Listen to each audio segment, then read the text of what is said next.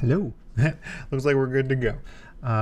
Won't do any weird openings like that in the future. Or maybe I will. Who knows? Maybe it was hilarious. Maybe I'll look at that back and be like, "Oh, that was cute. You should do that more." Doubt it.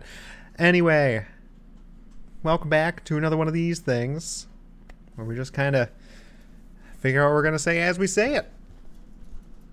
Crazy. I'm afraid to talk about that topic ever because that's a tough one. I don't know if I'd be able to get through a conversation about that specific thing, but maybe we could try it just now. It's not what I was planning on talking about. We can talk about it. But first, hope you're having a wonderful Tuesday. Mine's been going all right. Had to do a few things. Thankfully, the stuff that I had to do yesterday wasn't as big of a deal to manage today. It's much more understanding of a problem. In programming, one of the weirdest things that you can probably work with is a memory leak. Had one of those. Just program that we have, when something happens to it, suddenly it just starts using memory like a hog. It's just like, dog barked. It just like loses all ability to maintain its own resources. And while one of my devs was taking a look at it, I was making sure that it didn't cause any problems in production. Thankfully, he has a fix for that. That's in code review now. But yesterday was just like, I don't know when it's going to happen again. I have to keep an eye on these all day. So I was just checking machines seemingly every 5 minutes just to make sure we weren't about to have a problem. Thankfully, not a big deal. The problem was actually a lot less bad than I'd figured. It's like one very specific scenario from one specific customer, surprisingly.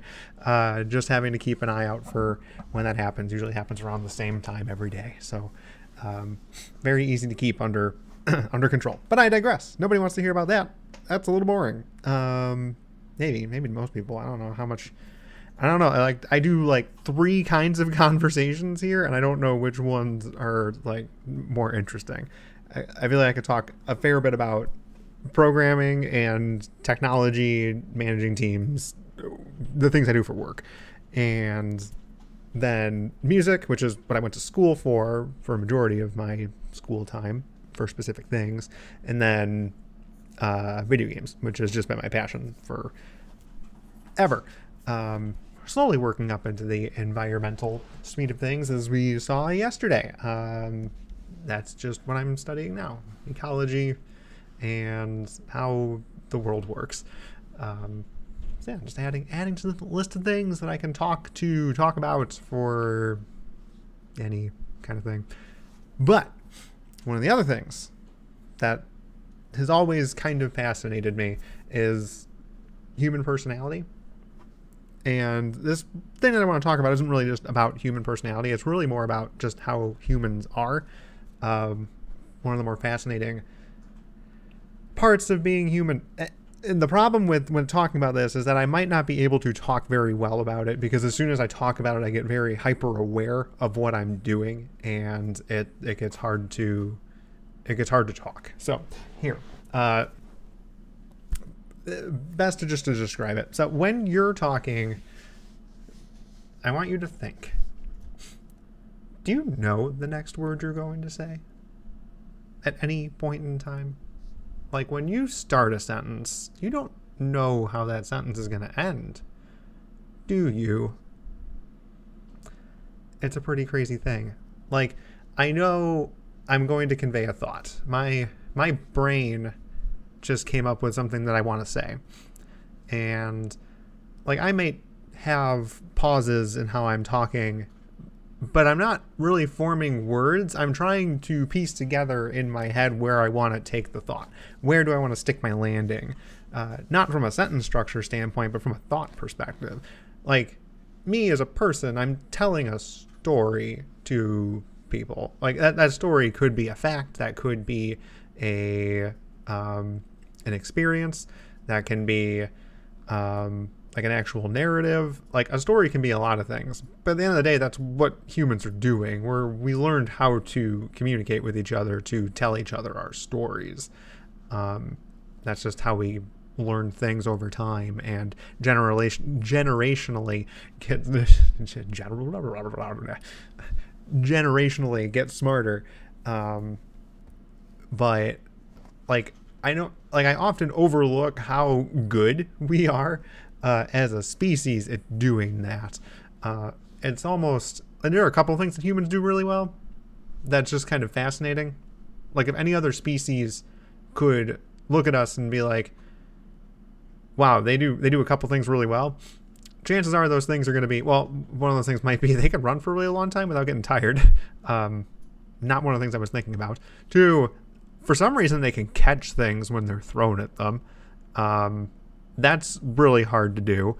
And that kind of gets into a topic of when you're going to catch something that's thrown at you, you're not putting your hand where you think the ball will be. You're putting your hand where the ball... Let me see if I get this right. I'm assuming a ball, by the way. Like catching a tennis ball or a baseball or something.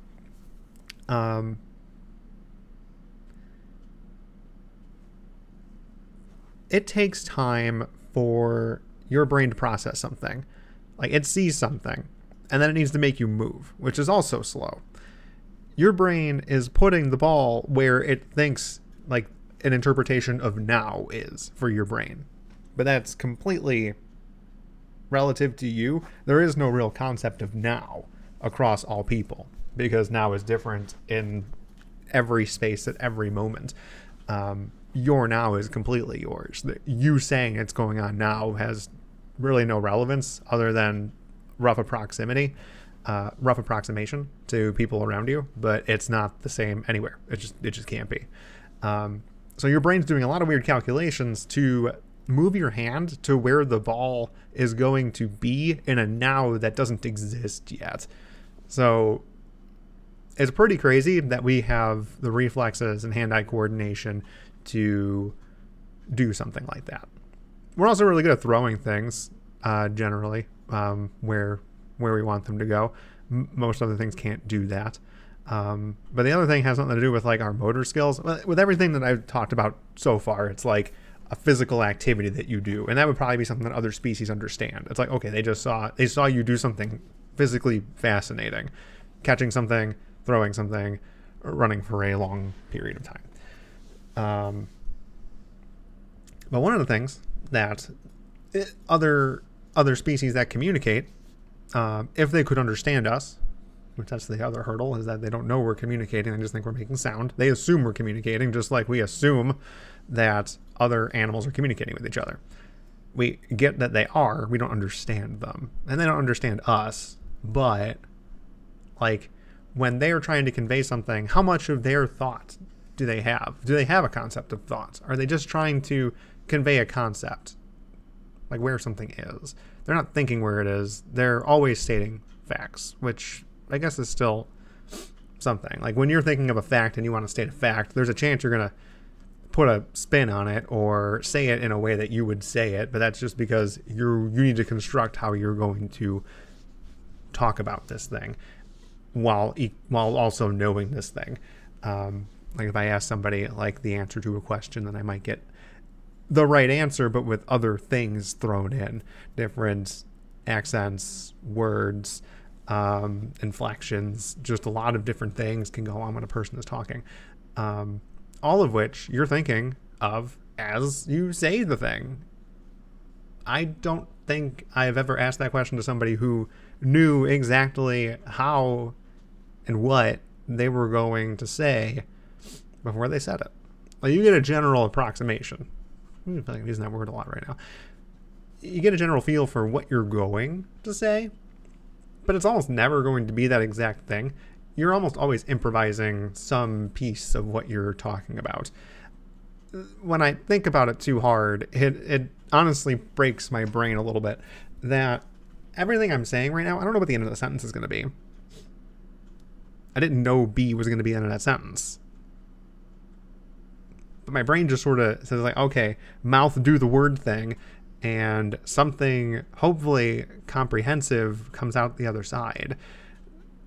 And give it almost no thought. It's a second nature thing.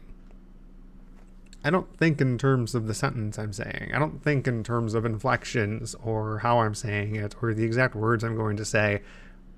But in general, as long as the other person I'm talking to gets my base language, sometimes it helps if they know my dialect, but if they know my base language, in my case, American English, if they don't happen to know how a Midwestern United States resident talks, you might hear things that I say like,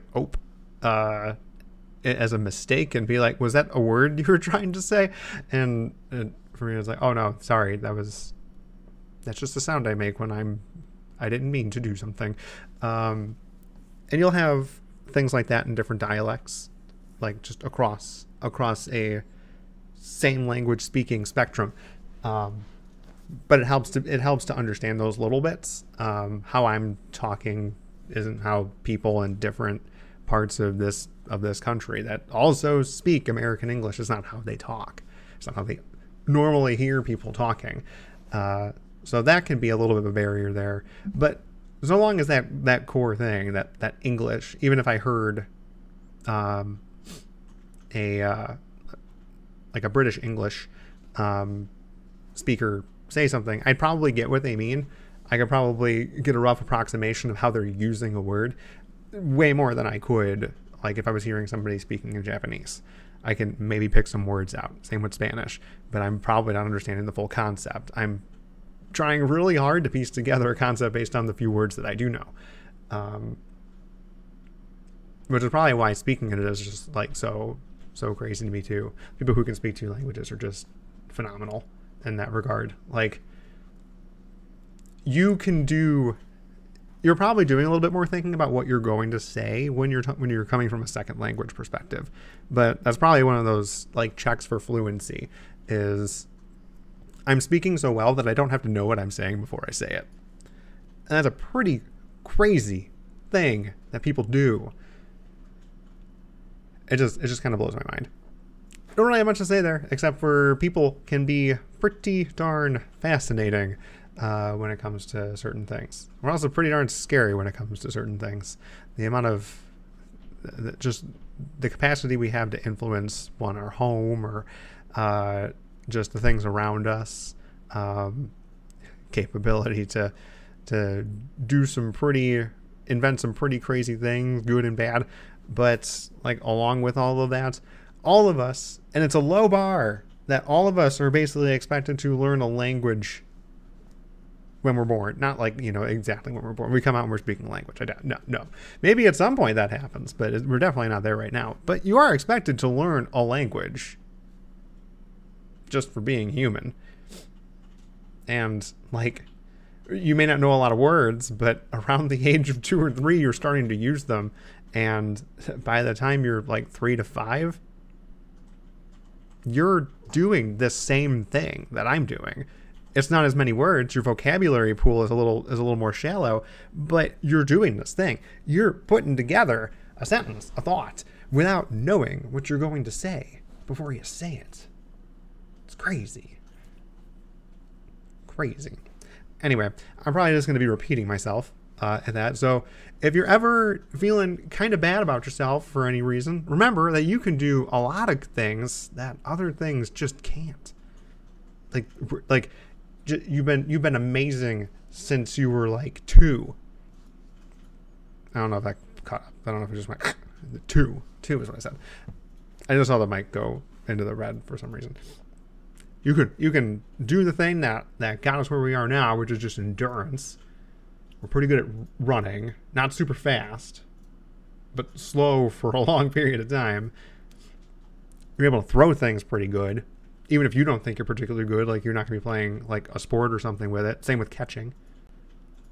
Those things are things that other creatures just don't do. Us and other primates do that really well by comparison to just about anything else on this planet. 4, you are expected to learn a language, and you have. And you know how to express yourself in a way that nothing else can, except for humans. and you're constructing thoughts and putting together concepts that other people understand without you even knowing it. You don't even think about it. You just do it, and you're awesome. So you think about that. But don't think about it too hard, because as soon as you say, I don't know what the next word I'm going to say is, and then you just sort of stop talking and it becomes awkward. Has happened to me. So pro tip, don't think too hard about it, but do know that you are great. We'll call it at that. Hope you have a wonderful rest of your Tuesday and a fantastic Wednesday. And we'll see you in the next one. See ya.